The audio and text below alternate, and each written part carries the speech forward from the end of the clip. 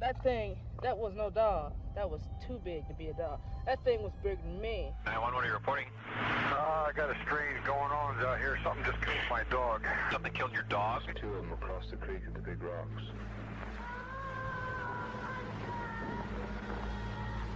Now, improvised search parties are attempting to find it. Just what it is, no one is sure. And then creatures actually exist. Its name is comical. Sure, its ability to drain every drop of blood from victims isn't, but the name Chupacabras? Well, when I first heard it when I was a kid, I laughed. You have to admit, goat sucker, as its name translates to in English, is pretty silly. Though the creature is anything but. Standing between 4 to 5 feet tall, it has powerful legs that allow it to make tremendous leaps. Wicked claws, reflective red eyes, spine protrusions down its back, a darting tongue said to be its instrument to feast, and often bat-like wings. This Chupacabras dominated sightings for about 5 years in Latin America, but when the 2000s hit, the sightings changed. Now people in Texas and the American Southwest are seeing hairless, canine-like creatures, which have all been proven to be nothing more than dogs or coyotes afflicted with a bad case of mange. I will be ignoring most of the canine-like variety, since I just don't think they are the Chupacabra. So what happened to the original creature? Was the myth just a furious fire that burnt out just as quickly as it started? Or is it just simmering, waiting for its chance to burn again? Because sometimes the things that go bump in the night do exist. In the year 774 AD, during the reign of Emperor Leo IV, called the Khazar, the Eastern Roman Empire endured a series of biblical-like plagues, which were followed by the emergence of large, unknown creatures. A Syriac priest and chronicler of the time, Denis de Tel Maer, described them as being fearless and wolf-like, but with smaller and narrower muscles and horse-like ears. I know I said I would avoid the dog-like, but hear me out. The skin on the dorsal spine of these creatures resemble the bristles of pigs. Sound familiar, right? There's more too. The s1ep1 or s1ep1 is a creature in Philippine mythology said to prey at night and suck the blood of its victims from their shadows. A nifty trick. The impundulu, or lightning bird, is said to be a witch's familiar from southern Africa and has an insatiable bloodlust. The impundulu prefers to drink the blood of humans, but it is also said to feed on cattle. The azanbonzam and the zazabonzam are vampire-like beings found in the trees of Togo and Ghana. They wait in the branches held in place by curved legs until victims walk underneath them. Then there's the Japanese kappa, who's a bit more bizarre. And who could forget the Native American mosquito man, who is said to look mostly human. However, this creature has a proboscis within its mouth, an insatiable thirst for blood, and to top it all off, an appetite for infant brains. Oh, and also he can sprout wings. But you get the point. Blood-sucking animals are ingrained in our folklore and myths. So let's welcome the new kid on the block, shall we? The Chupacabras became a household name in the 90s. The first recorded sighting hailed from Puerto Rico on March 1995. It is important to note that only the cadavers of its victims were found in the beginning, and no one actually saw the creature. It wouldn't be until the second week of August 95 that the world would get its first description. A woman named Madeline Tolentino said she saw the monster through a window outside her house in Canovanas. In a 1996 interview, Tolentino said the bipedal animal had dark gray or black eyes that were damp and protruding, running up to its temples and spreading to the sides. Its height was about 4 feet, more or less. At the time, it was walking like a human on both legs.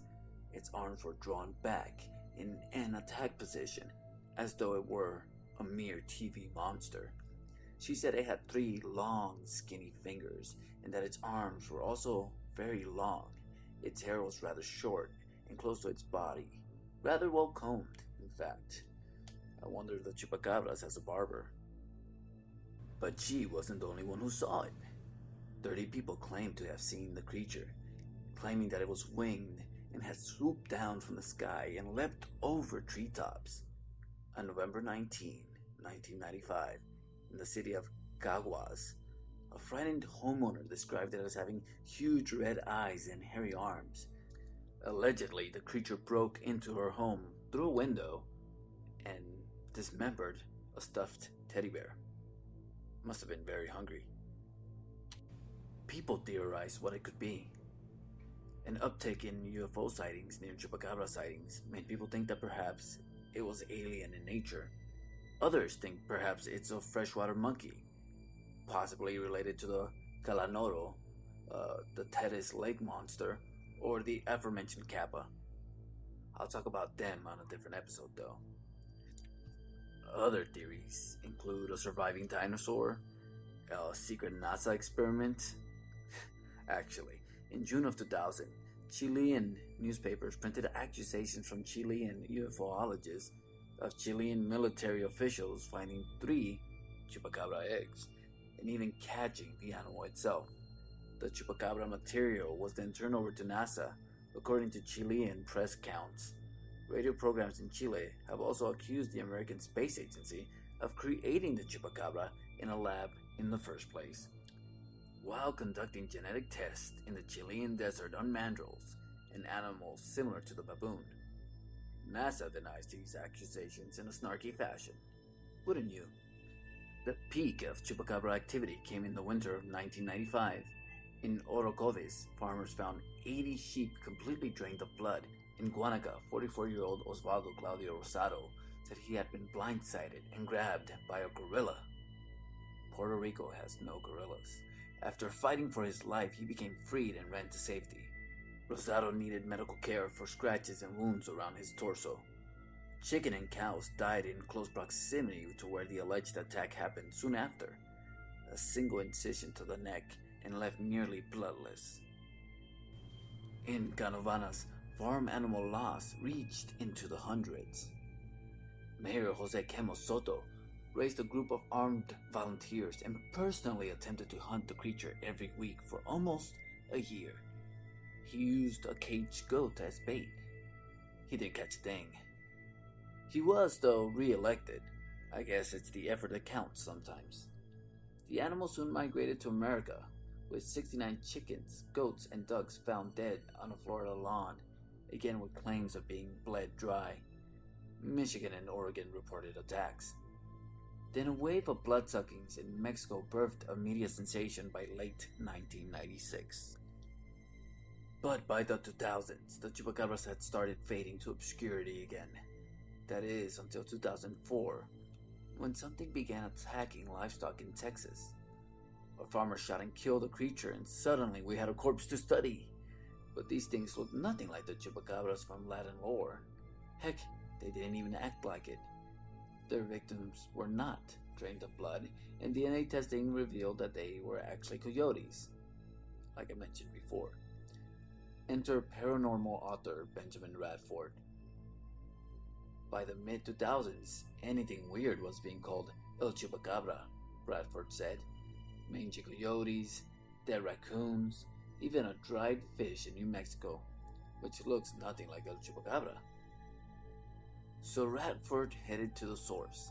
He went to Puerto Rico, where he buried himself in every mention of El Chupacabra until he found the earliest source. A sketch in a newspaper depicting the creature. A sketch based on the eyewitness testimony of Madeline Tolentino. El Chupacabra, Radford noticed, resembled a monster from the 1995 sci-fi movie Species. Tolentino admitted to watching the film before her sighting. To Radford, this was all the proof he needed. The creature simply did not exist. Something I noticed, though, was that the monster from Species did not have the almond alien eyes. The Chupacabras was also supposed to have hair, while the Species monster is also hairless. Seems to me the only thing they truly had in common was the quills running down the spine. With a lack of compelling eyewitness testimony, It would be easy to dismiss the creature at this point. As Radford argues, it would take hundreds, if not thousands, of creatures to maintain a population. If these creatures are in fact bipedal, 4 feet tall, and living in the densely populated yet small island of Puerto Rico, one could expect a carcass must have turned up. Furthermore, a species that large would need to consume far more blood, meaning that there should be a lot more drained critters lying around. But Radford doesn't think Tolentino was in fact lying. He chalks it up to confabulation, a common scenario in which the mind confuses fiction with reality. So where do we go from here? Simple. The first case of El Chupacabra is actually far earlier in time than 1995. Strap on your bell bottoms, because we're heading to the 70s. Groovy, baby. It's a little before February 25, 1975, and a Puerto Rican newspaper has published an article on strange animal deaths in the small town of Moca. In Moca's Barrio Rocha, 15 cows, 3 goats, 2 geese, and a pig were found with puncture marks on their bodies. Sound familiar yet? Autopsies later revealed that the animals were missing every last drop of blood. Apparently, law enforcement dismissed the attacks and blamed them on wild dogs. The newspaper, ever so sensational, instead dubbed the unknown perp El Vampiro de Moca, the Moca vampire. By March 7, a cow was found deceased in Moca's Barrio Cruz with the oh-so-familiar incisions on its skull and claw-like wounds decorating the terrain of its body. The dead livestock count had risen to over 30. Some people started claiming that the vampire was in fact a large demon bird, an idea based on a woman's report of an odd bird pecking at her rooftop who had a terrifying screech. On March 12, a man named Luis Torres and his children saw something they said appeared to be the lights on a police cruiser spinning in the night sky on the outskirts of Moca. Torres would allege that the Moca vampire and the UFO phenomenon were connected. The UFO had been hovering over fields in which some of the vampire's animal victims were found, and so speculation started that the creature might be of alien origin. By March 15, when a farmer lost 34 chickens to a nocturnal visit from the Moca vampire, the victim count was up to 90. The vampire had been a busy boy in the 2 weeks since he had arrived. Ironically, the same man who gave the Moca vampire its alien origin took it away. Luis Torres killed 2 massive boas over 6 feet long, as they were poised to attack one of his cows. The local news immediately claimed that the snakes were the perpetrators of the attacks and said that the nightmare was over. But on March 18, 2 goats were found like discarded Capri Suns on the farm of one Hector Vega. The goats had incisions on their necks, and apparently the thing that killed them wasn't done. It returned the next night. Vega awoke to discover 7 goats wounded, 10 more dead, and 10 goats completely just gone. The Senate Agricultural Commission decided to get involved. To them, it seemed that these attacks could not be happening at the hands of an animal. They spoke to farmers who voiced their concerns. Their livestock were their livelihoods, after all. Senator Danis demanded that local law double their efforts to apprehend the culprit. On March 23, the vampire struck again, and the attack took a stranger turn. Felix Badillo had a 10-pound piglet murdered in its pen with no apparent signs of struggle. An ear was missing, and a large hole had been made on the side of its head. Perplexing to say the least, as Badillo had a fierce guard dog that didn't even bark once through the night. The ear, experts claimed, had been removed with surgical precision, and not likely done by an animal. 2 days after, on the 25th, Juan Muñiz claimed to have been attacked by a horrible creature covered in feathers. While coming home to the Barrio Polido of Moca, the man was walking all by his lonesome when he spotted a strange animal nearby. Muñiz had the brilliant idea to pelt the thing with stones. Surprise, surprise! The creature flew at him. Muñiz ran for his life, He ended up on a neighbor's door and was given shelter. A small militia was formed to hunt down the flying monster, but none was found. By April, animal deaths were happening on farms across all of Puerto Rico. Law enforcement and the media tried to rationalize the attacks and capture the so-called human perps, but nothing stopped the vampire. On April 2, 8 goats and a dozen rabbits were found slain in Corozal. The farm owner, Isauro Melgar, staged an all-night stakeout with armed neighbors and even went as far as to plant poison around his farm to protect his livestock.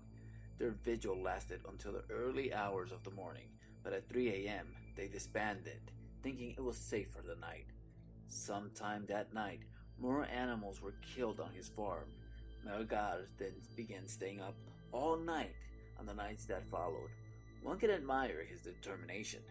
On April 5, Melgar and his crew were abruptly impaired by a sound that resounded across the entire farm, and at this time they spotted a creature running amongst the tree line. 4 more deceased goats were found. The UFO activity had also not waned. A UFO was reported over Cerro Gordo and Santa. A massive cigar-shaped craft with rectangular yellow lights hovered over a home in the suburb of Cupi for nearly an hour. The next day, investigators went to a place people claimed that the craft had landed and discovered scorch marks. On May 13th, a man in Corozal had encountered a round-headed, hairy-tailed, and large-eyed creature that growled like a small dog.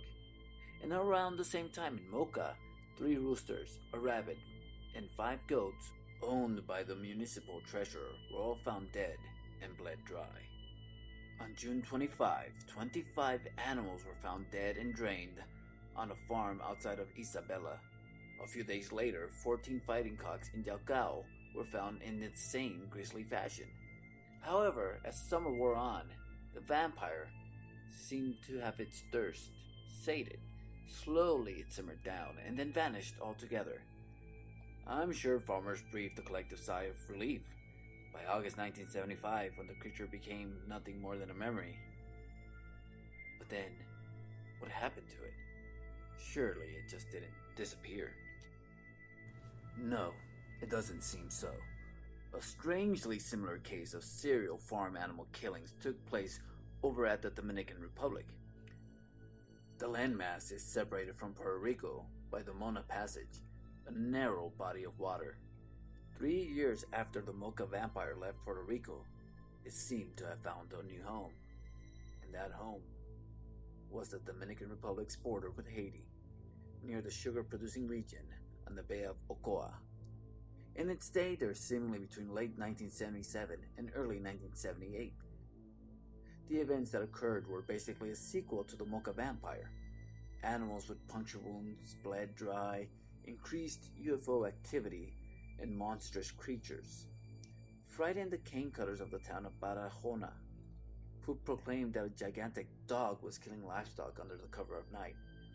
This bizarre canine was smart, capable of entering locked pens and cages to attack its victims. Dominican officials laughed at any claim of paranormal or alien activity, saying that the animal slayings were a joke in the poorest of taste, perpetrated by the poor farm workers. Never mind that the poor farmers likely could not afford to lose a single animal simply for the sake of a joke. The media, as always, had other ideas. The Dominican newspaper El Caribe reported in its December 18, 1978 issue that a strange animal with canine-like attributes was devouring chickens, roosters, rabbits, and other domestic animals. According to the locals' beliefs, the baka, or a dun-dun, which are both voodoo supernatural entities, were responsible for the animal mutilations. Soon after, a ghostly apparition was reported in the wake of the Barahona mutilations. The locals who saw it claimed they had the body of a woman, long black hair. She only wore black, and her features were all covered by something resembling cotton. Sounds like this girl could give the girl from the ring a run for her money. After this ghostly apparition, the beast of Barahona seemed to have its appetite sated. I could find no more mentions of it. One could say it packed up and moved yet again. And perhaps It did. It was a cool afternoon, January 9, 1976. Sergio Cervera and his teenage daughter, Mercedes, were cruising down Miami's 9th Street when a shadow fell over their car. They must have thought it was a cloud because they were not alarmed at first. I can almost picture Cervera's face as he realized that the shadow had a distinct, bird-like shape. In a state of perplexion, he asked his daughter to look out the window and tell him what she saw. Mercedes, dead scared, said that she noticed the ghostly form of an enormous bird flying over the vehicle and even heard the beating of its unearthly wings. They never saw the creature again. When one looks to the cases of the Moco vampire, Beast of Barahona, and El Chupacabras, the similarities are too numerous to ignore. Like the Moco vampire, the Chupacabras left the island of Puerto Rico for foreign lands. The descriptions all vary wildly, but bird-like, bat-like, and dog-like are the most common, and they ultimately just vanished after a season of carnage back to the unknown. I'm not sure where I stand. Like many of the creatures I will cover, the truth is unknown. It's like Laurel K. Hamilton once said, people are supposed to fear the unknown, but ignorance is bliss when knowledge is so damn frightening. Perhaps this creature is real, and it's like a cicada whom only surfaces every 17 years. Does that mean that these nomadic beasts could be somewhere out there hibernating, waiting to feast again? Maybe it has. Comayagua, Honduras, February 12, 2019. A farm worker called Tulio from the village El Naranjo was found dead. Testimonies claim that Tulio decided to rest after a hard day's work. He sat on some stones under the shade of a tree and took off his boots for a few minutes. Unfortunately for him, a creature emerged from a nearby hole and bit his foot. Night came and Tulio hadn't returned home. Worried relatives discovered his body that night. It had been bled dry. The locals immediately began to suspect El Chupacabra. Fast forward a month, March 2019, and the Chupacabra is suspected of killing yet another person in a nearby community. According to a local media report, a young man named Giovanni left a party in the town of Yamaragulya. Did I pronounce that right? I sure hope so. He left the party at about midnight and vanished on his way home. After 3 days of searching, they found him on a mountain that is a bit removed from his village. His body was found in a difficult-to-reach hollow. The search party who found him was perplexed by the location. No one could piece together how he wound up in that hole. Once they got him out, they were terror-stricken to see that, like Tulio, Giovanni had been drained of his blood. Should the people of Honduras be on the guard that the legendary Chupacabras is stalking the remote countrysides? Well, only if they in fact do exist.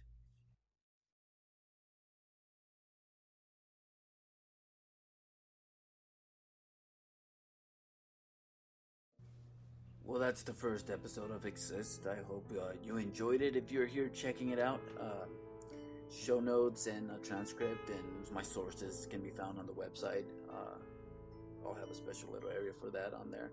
And if you do have any encounters, I don't want to follow that format, but if you've ever experienced anything with some cryptozoology or any other creatures that we will cover, go ahead and send it in. I'm not going to make an entire episode from just personal stories, but I will, happily add a story or two to this podcast to make it a tad more personal with my audience. And you can send it into podcast.exist@gmail.com. Thank you. And maybe I'll catch you next time.